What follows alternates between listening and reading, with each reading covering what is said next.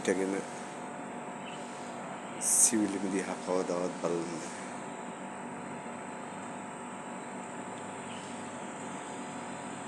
ඒ චිත්‍රවල අපූර්වත්වය කවදාවත් විඳලා නැහැ.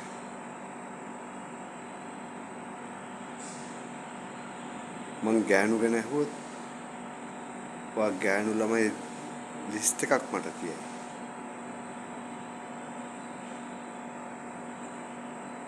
ඒ සමහර කට්ටියත් එක්ක ඔයා බුදියලත් ඇති.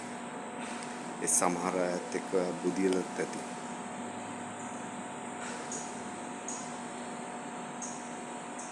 හැබැයි ඒ බුදිය ගත්ත ගෑණියෙක් උදේ නැගිටිනකොට ඔයා ළඟ ඉන්නකොට ඒ දැනෙන සතුට වට කවදාවත් දැනෙන්නේ නැහැ.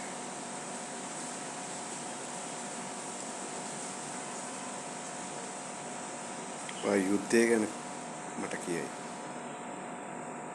ඒ ගැන ලියවිච්ච කවි කතා හැම දෙයක්ම කියයි.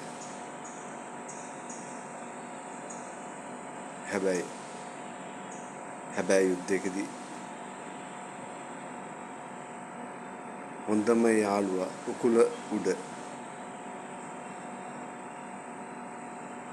මැරලා ඉන්න වෙලාවක ඒ දැනෙන හැඟීම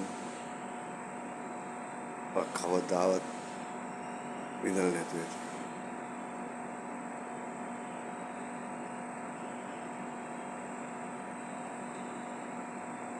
ඔයා අනාථයෙක්.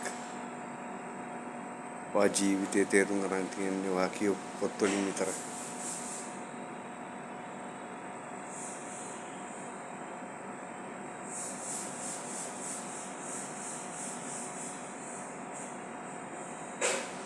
ඒ නිසා මට ඔයාව කියන්න